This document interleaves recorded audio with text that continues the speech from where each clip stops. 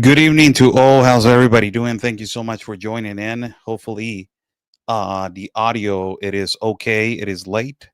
It is 10:22, late in the evening night. I haven't been on for quite some time. I'm planning to do a special organized podcast, but I've been having a little bit of issues with the connectivity of the microphones and the audio and stuff like that. But we are, potentially planning to launch this live podcast with specific hours and also specific timing and days. In the next, incoming days, I will be releasing ultimately the hours and all that it needs to be released for you guys to be pending for that and organized with hours and you guys for to understand what is going on. So this is a really controversial topic. Why it is controversial? I think I need my glasses. Hold on. Where are they? Well, guess I don't have them right here. So it is a controversial topic. Why it is controversial? Number one thing is that a lot of people want to get rid of the problem, and it's like every Mexican, we want to get rid of the problem. We want to get rid of the cartel. We want to get rid of the organized crime. I think that is the number one priority of our country and the gigantic problems that we have, in terms to the lack of security, in terms to, being free, in terms to having freedom.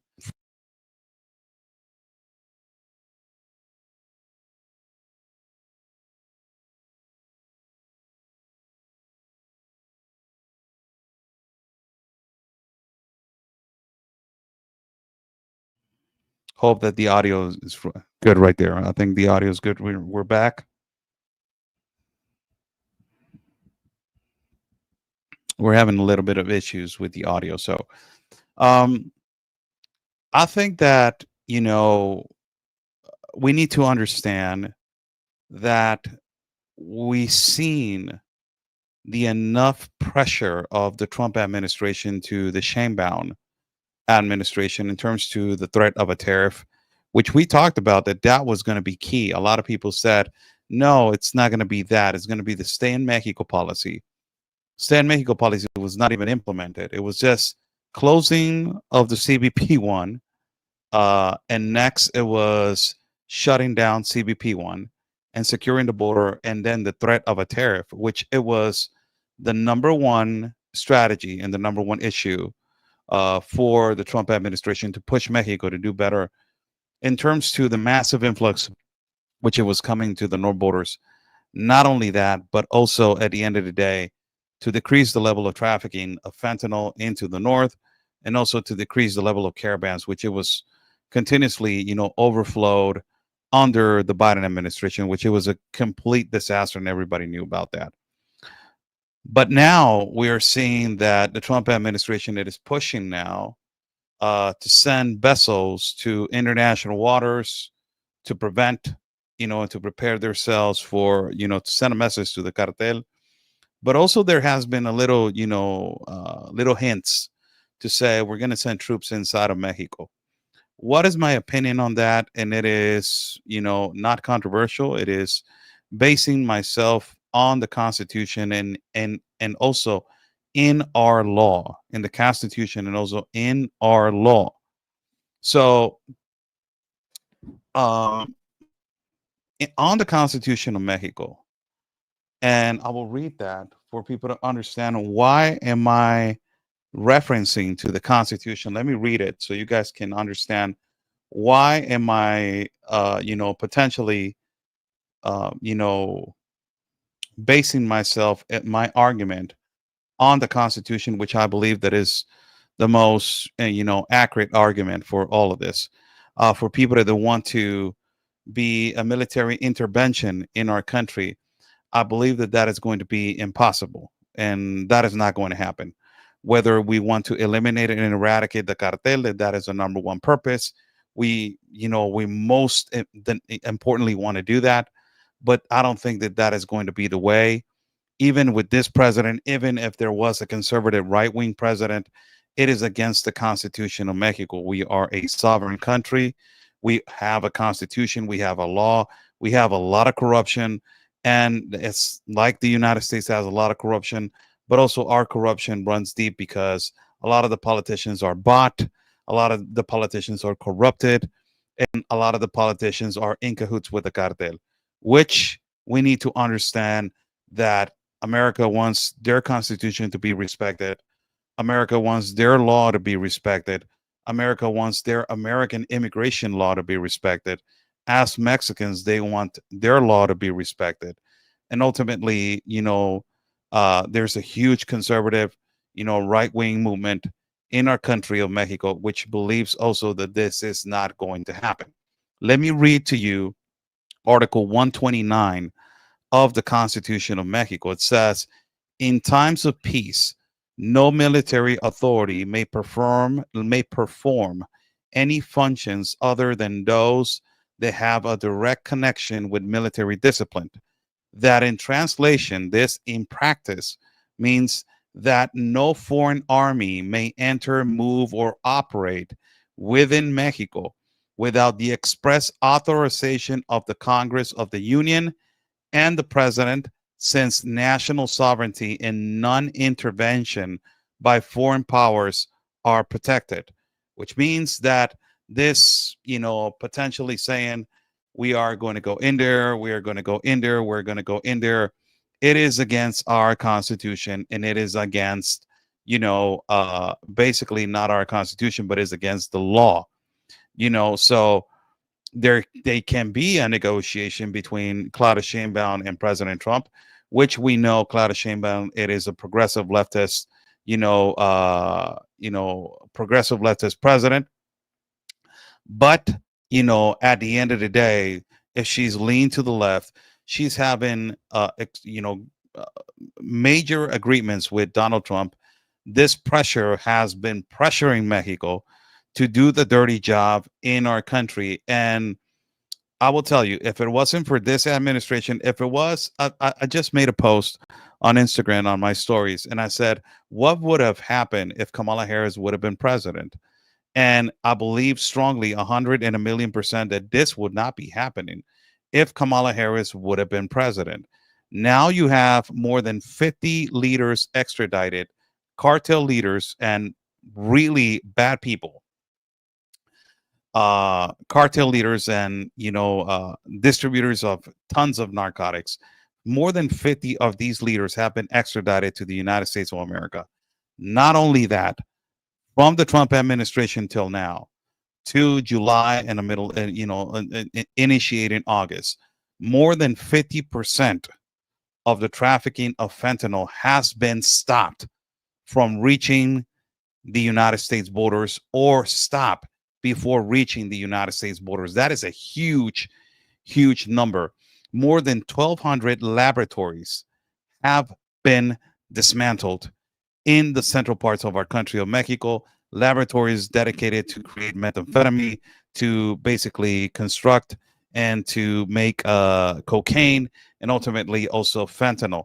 And I believe the most incredible thing about this is that more than 20,000 generators of violence, that these are individuals, high impact, individuals, high impact criminals, have been arrested and detained, which tells you this is drastically changing a lot. And this is only on the first 6 to 7 months of government of Donald Trump. He's going to pressure a little bit more. He's going to make them uncomfortable. There's going to be a point that they're going to make them extremely uncomfortable. But I believe the most important thing about this, as to not only extraditing criminals, that they are leaders of cartels, now they are exposing dirty politicians. And what do I mean by this? There has been several politicians that their tourist visa or their visa to enter to the United States of America has been canceled. And this, you don't get your visa canceled just because you didn't visit Disneyland in October. No, you're getting your visa canceled because the Department of Homeland Security, whoever it is, one of the intelligence agencies, it is investigating you because you have ties to, or you are in cahoots with the organized crime or the cartel, or you're doing some illicit and illegal activity. The first one that it was to be an example to the whole country that this was coming was the governor of Baja, where we are located, Marina del Pilar. And ultimately, that this is not only the governor of Baja, but her husband.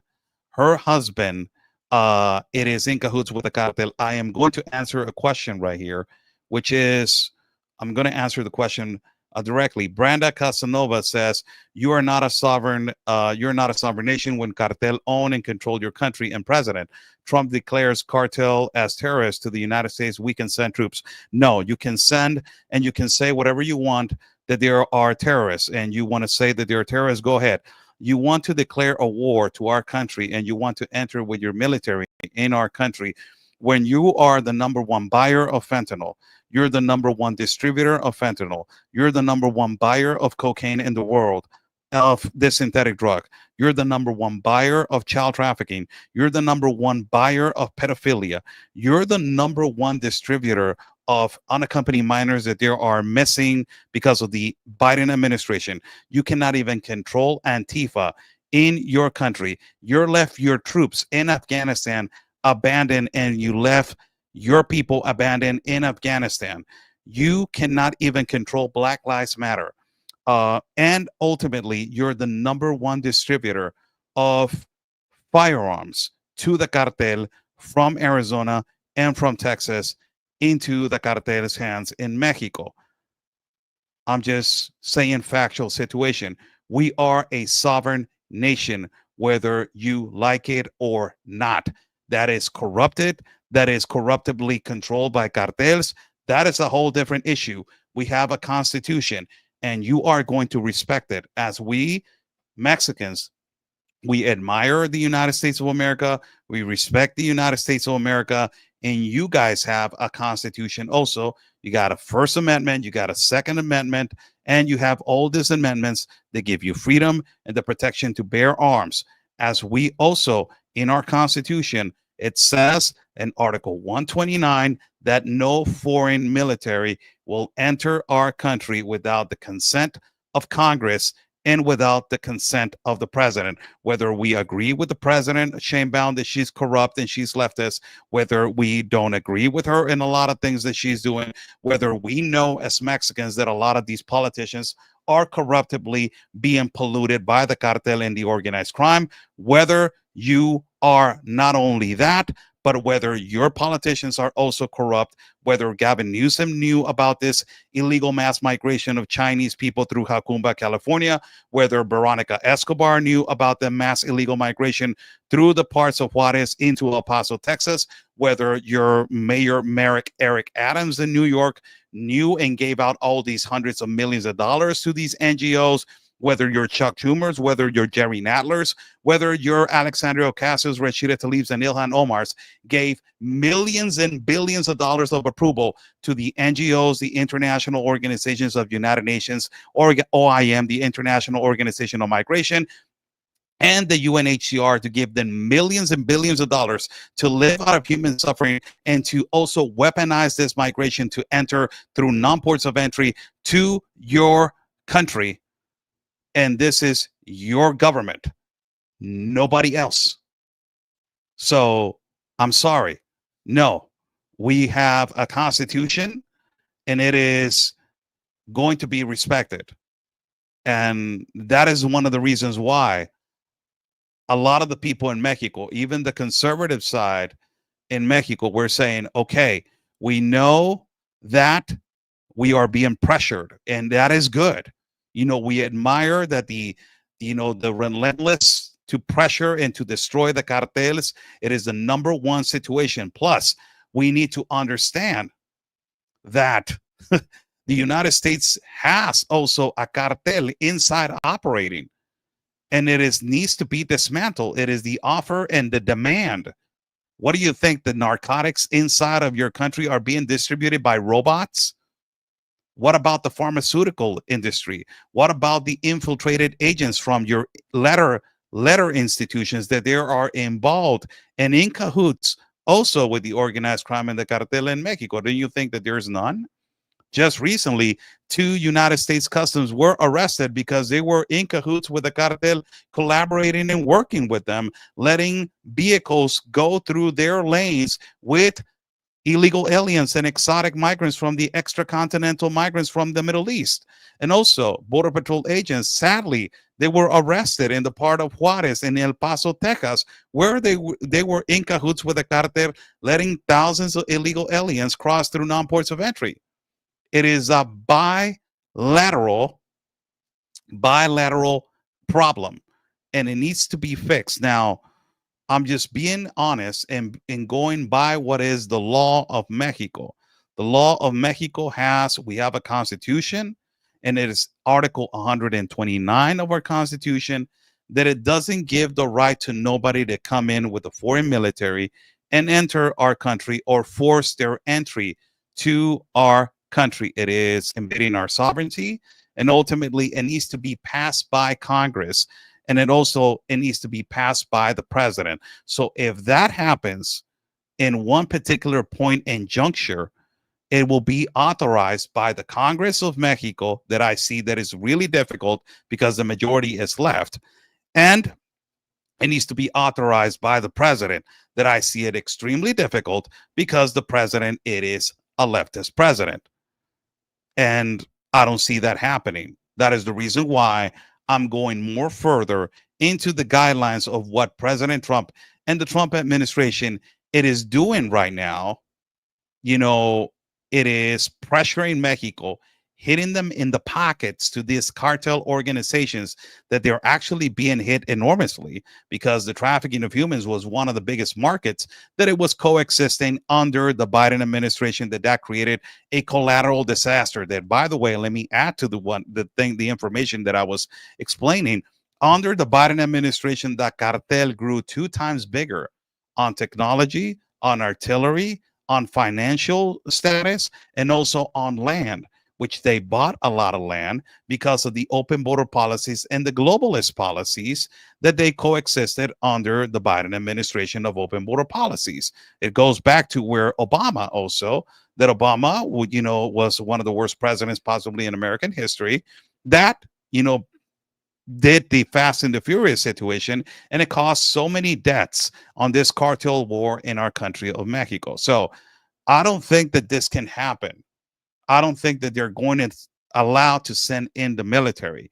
It is against the Constitution of Mexico. I don't think that they are going to allow it, and it is not going to be allowed. You can categorize the cartels as terrorists, but Mexico has not categorized the cartels as terrorists, which I believe that they are terrorists, absolutely, which I believe that these cartel organizations, every single one of them, it is terrorists. Absolutely. The United States can declare any international organization as terrorist, but at the meantime, that the country by within doesn't declare it as terrorist, you don't have the authority to go in, and you don't have the authority to enter the country of Mexico, which I just read to you, the Article 129 of the Constitution of Mexico.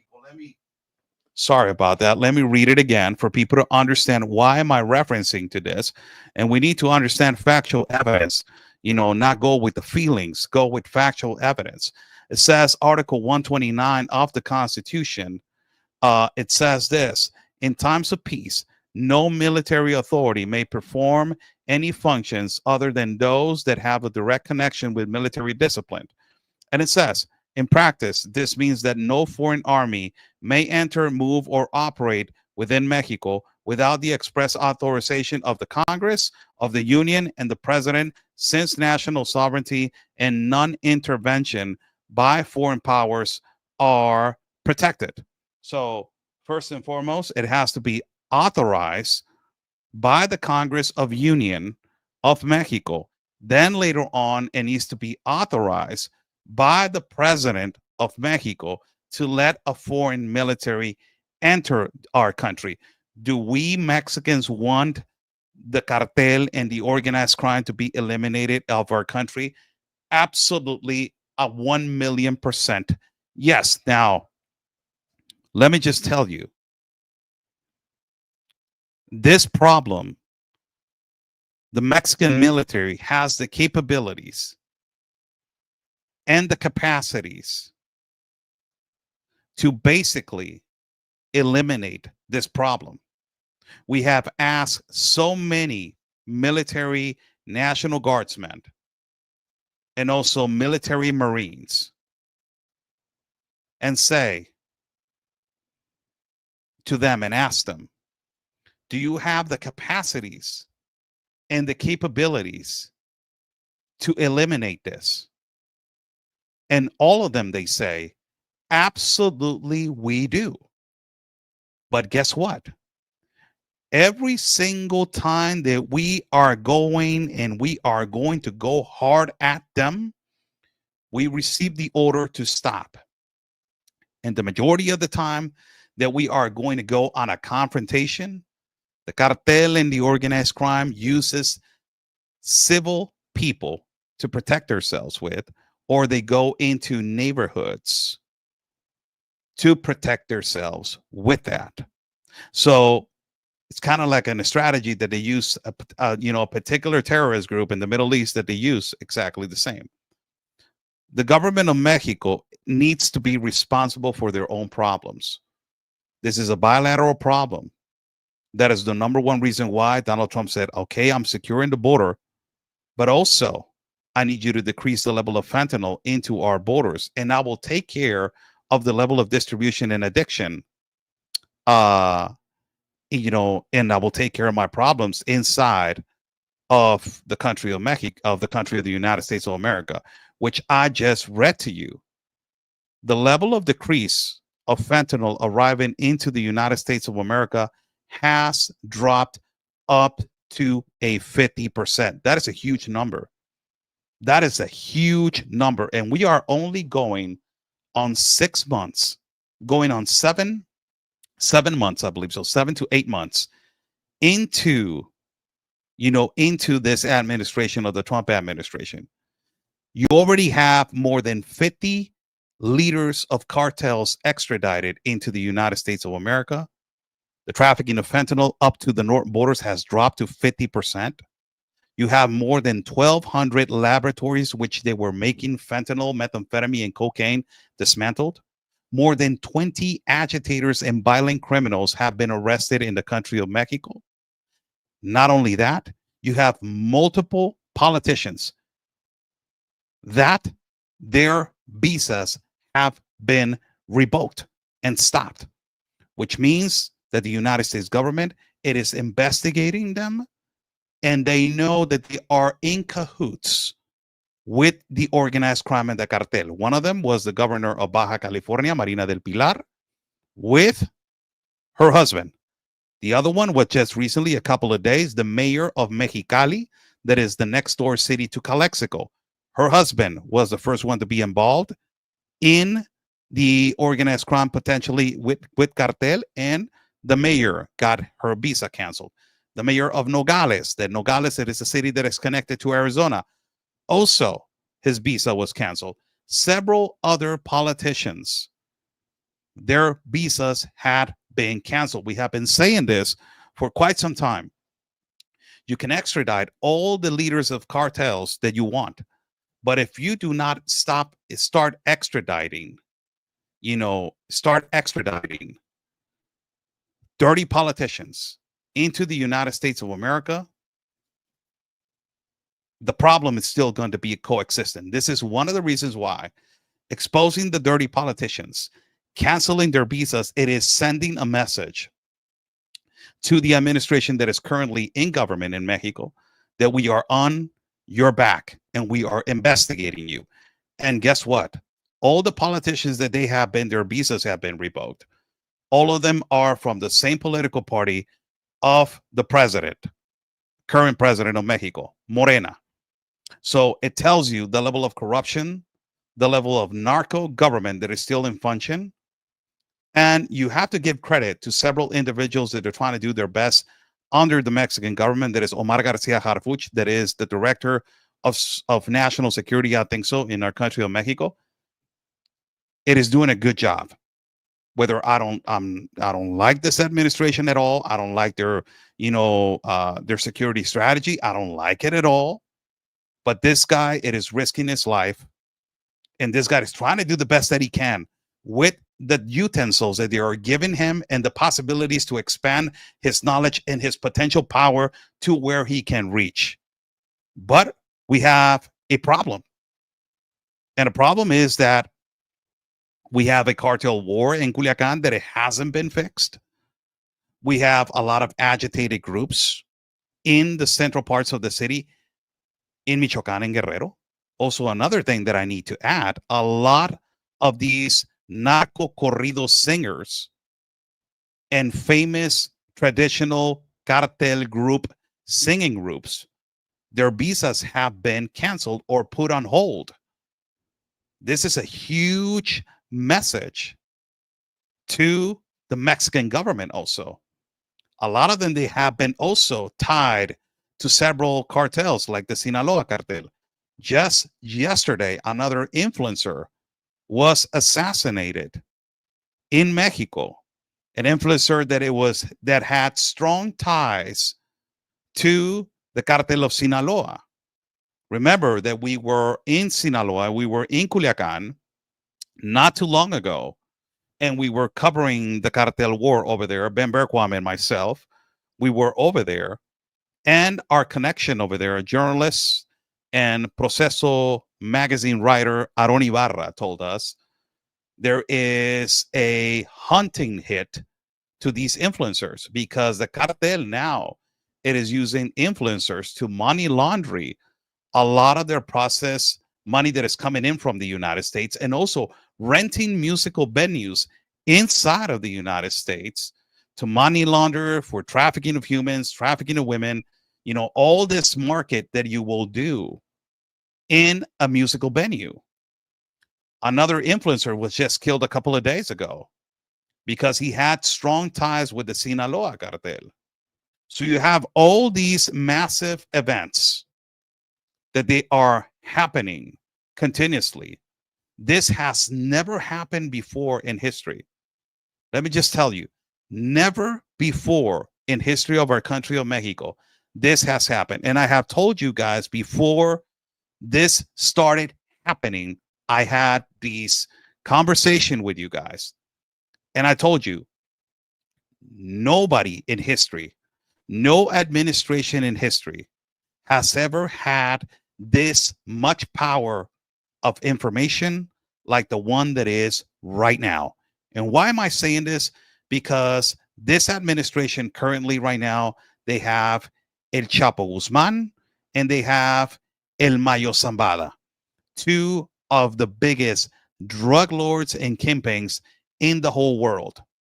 Both of them, they are arrested and detained in the United States of America, and they are negotiating to not receive the death sentence, which that openly tells you that the Sinaloa cartel, it is being greatly investigated. On the El Chapo side, we saw that 17 members of his family were recently crossing through the San Isidro port of entry to deliver themselves to the DEA, possibly as a matter of a negotiation because of the cooperation that they were possibly expecting to receive information, because the sons of El Chapo de Guzman are basically given a lot of information of the recent events that they are happening. The speculation that it was a speculation also, it was that one of the sons of El Chapo Guzman just recently signalized that Nicolas Maduro was the leader of the cartel of Los Soles, that is the major cartel, that is the major distributor of cocaine around the world. So this lets you understand, and it makes you, it just baffles my mind that never in history in Mexico this has happened. And the way that they are pressuring the Mexican government by hitting these politicians in the pockets, closing and shutting down their visas. Not only that, extraditing these leaders of cartels, that every time that Trump opened his mouth to say, I'm sending troops, whether he's not going to have the authority to enter, but he's saying, I'm sending troops. I'm just opening up my mouth to tell you, you know what? I need more. I need you to do more. And then Sheinbaum says, okay, there you go. I'm sending you 29 of these leaders extradited to you. Then Donald Trump says, you know what? I'm going to send the troops. You guys are, I'm still receiving shipments. I'm still doing this. I'm still doing that. I'm sending the troops. That's not going to happen, but I'm going to send you more. There's 26 more extradited of these leaders of cartels. There you go. Go ahead and have them. Now, we need to understand that this is a reality. The United States has a big consumer problem, and that is part of the bilateral problem with the cartels. The cartels have a lot of power because their number one currency, it is not the euro, it is not the yen, it is not, la empira, it is the dollar. Their number one currency, it is the dollar. And where they are getting their millions of dollars, it is because of the enormous distribution to the United States of America. So that needs to lower down, and they need to start cracking down on the enormous distribution of fentanyl, which now they have given out, statistics that has cracked down a lot because of the level of Mexico also decreasing the arrival to fentanyl into the United States of America. We just reported on this a couple of days ago, last week on RAV, 2.7 tons, one of the most historic detentions in the last 20 years in Baja, was done just recently on the commercial line, on the truck driver line in Otay Mesa, before crossing into the United States of America. This has never been done. These inspection points, which before the arrival of the truck driver with, his trailer crossing through the commercial line, it has never been this meticulously inspected like never before. 2.7 tons of drugs were detained before entering the customs agents, the customs background of the United States, the customs park of the United States. What happened? Truck driver was coming in. Now you have 2 canine inspection points before entering the Mexican customs background. Isn't that amazing? So you have now 2 canine dogs inspectioning every tractor trailer. And then after that, you will go inside of the Mexican customs, and they will have a National Guard post in there with an X-ray machine to basically randomly pick whoever they believe that it is, suspicious, or they have received intelligence information. And then after that, now they got to go through the American customs. The American customs also, they have the U.S. custom, which randomly picks a tractor trailer and sends them to the X-ray machine. Before you go to that, you have also a canine dog in the United States Customs territory and American territory. You got a canine dog. So all these meticulous inspections under the Biden administration was non-existent. You would not have that. You will not have also the National Guard of Mexico working with the National Guard of the United States of America in open border gaps in the mountains, which I reported that on the Mexican side in Tijuana. You will not have that. The cartel, it is the organized crime and the smugglers, they're getting extremely desperate. They're getting so desperate that last week we reported that the Border Patrol in California, on the part of Barrett Junction, that is next door to Tecate, Mexico. That Tecate, Mexico, it is all mountains, and we have reported on that. We also have walked with open border gaps in the part of Tecate in the desert. You guys remember that. The guys that have been here with me for the past 7 and 8 years. This part of the mountain, it is extremely difficult to get there. Why they are choosing these routes now? Because the other routes, they have been secure. So now they are looking to the extreme difficult routes just to see if they have a possibility to smuggle somebody, which they're going to get caught. And that is what actually happened. Sadly, 2 unaccompanied minors, one that it was 12 and the other one that it was 16, they were smuggled by a mountain that I reported on. Behind that mountain, the smuggler, got extremely exhausted. He told the 2 unaccompanied minors, I will come back and I will get you. That basically, we have seen that scenario for so many years. The coyote and the smuggler goes back, and he abandons these two unaccompanied minors in the middle of nowhere. The 16-year-old goes and gets help. He finds Border Patrol. Border Patrol comes all the way up to the mountain to a random, extreme random area that is in the middle of the mountains. It is extremely dangerous because you have these mountain cats, you have these, all these other snakes and all these kind of difficult scenarios, which a 12-year-old, it's amazing that he has to deal with that. When they get to the 12-year-old minor, the minor, it is extremely dehydrated to a point that he cannot even stand up. And the 16-year-old saved his brother's life. What in the world two unaccompanied minors were doing on that particular area, 12 and 16-year-olds? It tells you how the organized crime and the cartel are getting so desperate that they are using extremely difficult routes now to get around Border Patrol and to get around all the surveillance that is on the border. That is more cameras, that is more drones, that is more helicopter, going back and forth consistently. I showed that on Eric Bolling, the show with Eric Bolling on the network. I was just, going live with him, and there was a helicopter that it was passing by and immediately started surrounding one of the areas which I was located. And it was a guy that had tried to cross the border wall, jumped the border wall illegally, and immediately the helicopter was going back and forth, and the helicopter pushed the guy back. You will never see that on the 4 years of Biden. A lot of things have changed, and the things that have changed, and I have said this before, and I said it before even Donald Trump won the election. Whoever it is, the next candidate, I said, if it is Kamala Harris or if it is Donald Trump, you need to pressure Mexico with the threat of a tariff.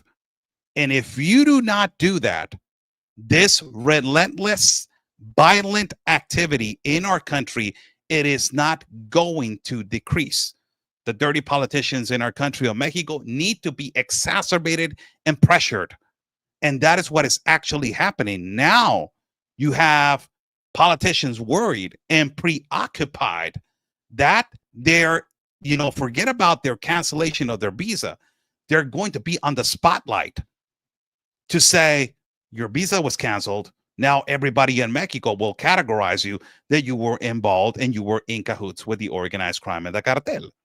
You don't want that. So now everybody's quiet. Everybody, it is calm. And now you have that power to say, to negotiate underneath, closed doors, behind closed curtains, to negotiate with the government of Mexico to say, I want this, and I want this. If you don't give me this, I have this on you. And this is the reason why I said to you guys, and I have been saying it for the past 6 to possibly 8 to 9 months, no administration in history has had, no administration in history, excuse my accent, no administration in history has had this enough power like this one has right now. Why? Because they have 2 drug lords in their possession to extract all the information possible so they will get what they need. And that is actually happening. So military intervention in our country of Mexico, do I see a possibility of that happening? I see 0% of that possibility. Do I see collaboration with intelligence coming into our country? Possibly that has already been happening. We have received multiple reports of drones being flown by intelligence that is not from here in conflictional zones where they are actually having these topones, they are being called. That is the cartel fighting between each other. They have seen drones being flown, that they are a possibility from U.S. intelligence. That is the speculation that we have received. Also, we have received that there has been intelligence groups coming in to extract information and to collaborate with the Mexican authorities being authorized by Mexico. But military going into the country of Mexico, I don't see that that is going to happen. And as a Mexican, Mexicans are not going to allow it because it violates our constitution and we are a sovereign country. When you say Mexico is not a sovereign country because they are controlled by the cartels, it's basically an insult because you are saying that also the United States was controlled by the pharmaceutical companies not too long ago in 2020. And that, we were not analyzing to say, you know what? The United States is not a sovereign country. Of course not. The United States is a sovereign country. It is a country that wants to respect their constitution and their law. Look what is happening to the border right now. And look what is happening actually right now in security to their even north and south borders. So it is a sovereign country. And Mexico, if they want to, if they want to exercise their constitution of Article 129 of their constitution, which says that no foreign military can come into our country, it's the Constitution. You cannot violate the Constitution of some other country. But ultimately, you can come to an agreement and common ground to say, this is an actual problem that is actually happening in your country. How can we negotiate to get rid of this problem? First and foremost, I'm categorizing these international organizations as terrorists. You need to do so also. If the country of Mexico does not want to categorize them, it is because of one reason. Number one reason is because they want to protect their sovereignty. They don't want a foreign military to enter the country of Mexico by categorizing them as terrorists. Second of all, they're in cahoots with them. And they're actually saying, this is a process. Let me clean this up. Don't force me to categorize them as terrorists because this is a process and I need to clean the swamp. The swamp in Mexico, the dirty swamp in Mexico. You guys think that the one in the United States, it is deep. The one in Mexico, it is a complete mess. And, it is so deep that it is going to take some time. And it is a process. But the actual thing us that we are living over here, we are living the epicenter. We are living actually the violence. We are also living actually, the violence that is coexisting in our cities, dismembered bodies, decapitated bodies, assaults, cartel actually wars that is actually happening in our border towns. Let me just give you an example of what I'm talking about. One of the 26 that they were extradited just these past couple of days into the United States of America, it is Pablo Edwin Huerta Nuño, better known as El Flaquito. He was the leader of the cartel in Tijuana. He was extremely, extremely dangerous, an extremely dangerous individual who also was protected by a corrupt government over here in Baja, and that he was arrested. God knows why he was arrested, because he was well protected, but we believe that is a negotiation, and it is a negotiation that goes far beyond into conspiracy thinking that it was this, it was this, it was that. But he was arrested. He is accused of trafficking enormous tons of fentanyl into the United States of America, extortioning in entrepreneurs and businesses in the state of Baja. Also, accused of a kidnapping, and also a lot of these multiple mass graves that they have been found, and being corruptibly involved with the government. This guy was arrested, sent to Mexico City to a high-level prison, and guess what? He was just recently extradited to the United States of America, which means that he's going to get possibly life in prison. He's not going to get the death penalty, because that was the premise of the government of Mexico. I will give you all of these people, but don't give them the death penalty. Just keep them there if you want to. Give them life in prison, whatever you want to give them. This guy was one of the most dangerous ones. It is a huge accomplishment to arrest these kind of individuals and for the United States government to have them in power. Huge accomplishment. So the Trump administration, actually, I was in a so-called debate with somebody else on Sunday, and it is a fanatic. There's a lot of fanatics of the president of Mexico, and these kind of people, they don't understand, that there's two narratives and there's a freedom of speech. And when you actually are saying to them, no, this would not be happening if the Trump administration would not be in office. I'm not a Trumper. I'm not this. Oh my God, he's for Trump. No, no, no, no. Hold on a minute. If Kamala Harris, I would ask this question to my audience, and I can do a poll about this. If Kamala Harris would be president right now, do you guys think that this will be happening? Do you guys think that the borders will be controlled? When we saw Tim Walz, that it was the candidate for vice president with Kamala Harris, sitting down with Alex Soros, that is the new ambassador of the United Nations, sitting down with Alex Soros. Why? To continue with the global compact on migration, to continue with the 2030 agenda, to ultimately continue with this ideology of open borders and being more humane to the world, when the market was the cartel, which it was the one that is actually making billions of dollars out of this humanitarian crisis. So do you think that this will be more under control? Not talking about the mass deportations. That's another topic, which a lot of the things I don't agree. But talking about the enclosure to what it comes to the disaster of the cartels and their violence and their cartel activity. Do you think that this will be actually been more in control if Kamala Harris would have been president? No, this would not be happening. Look what happened under Biden.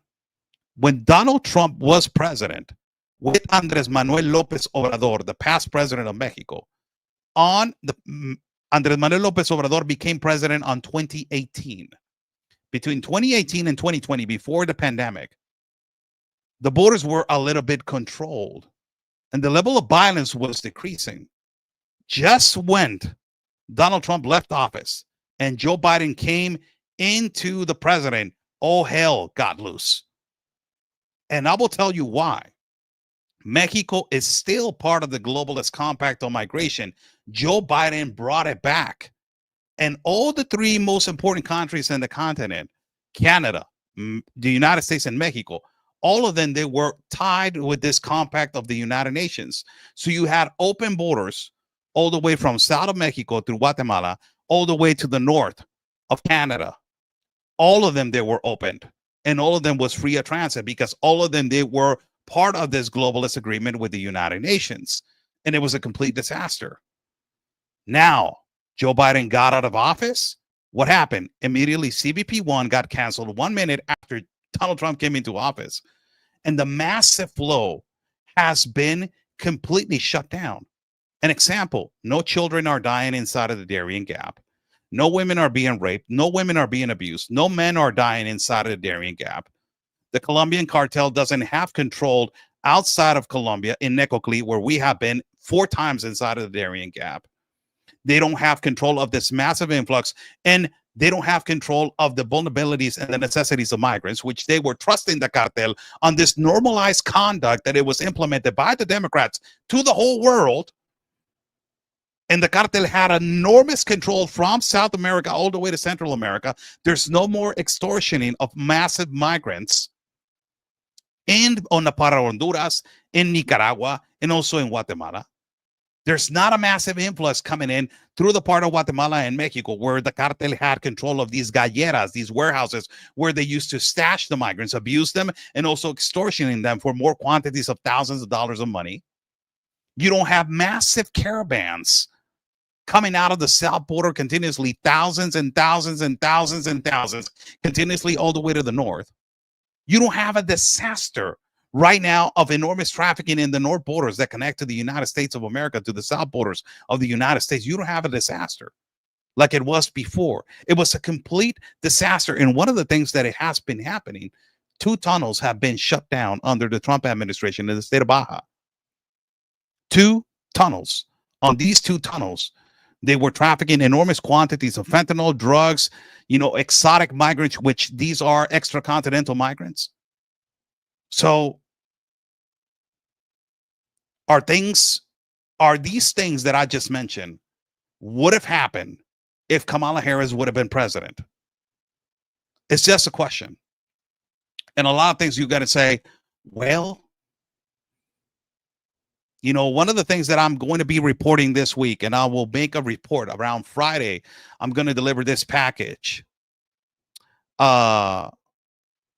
It is the mass migration of people from California into Tijuana that is affecting us a lot. The gentrification of the economy of the United States and the dollar, how it is overflowing the peso, and how it has become so expensive to live in rent and to live in housing for Mexicans, because the majority of Americans are stationed in the central parts of the city of Tijuana.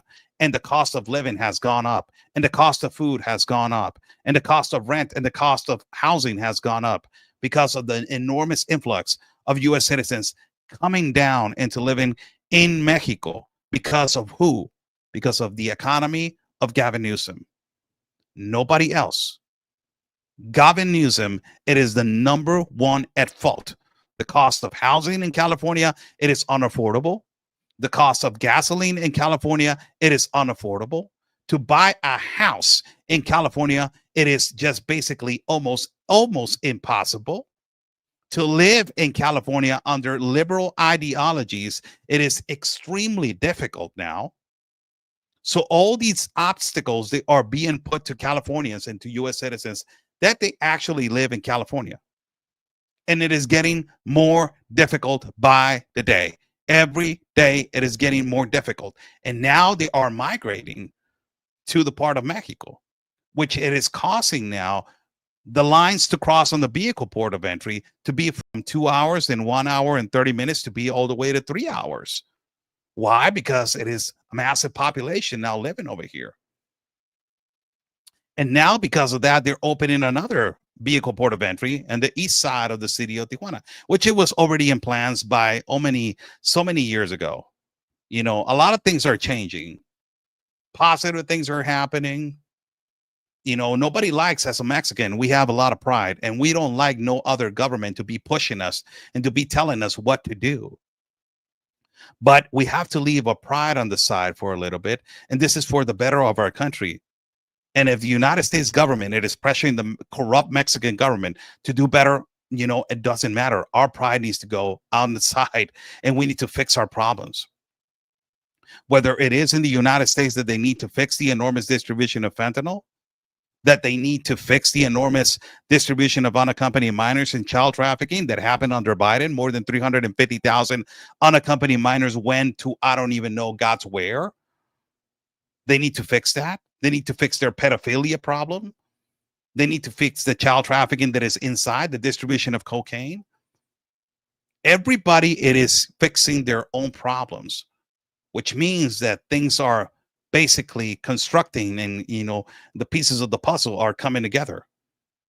You know, every problem, it is getting fixed in a way. Look what happened just recently, you know, historically, you know, between Armenia and Azerbaijan, more than 35 years of war.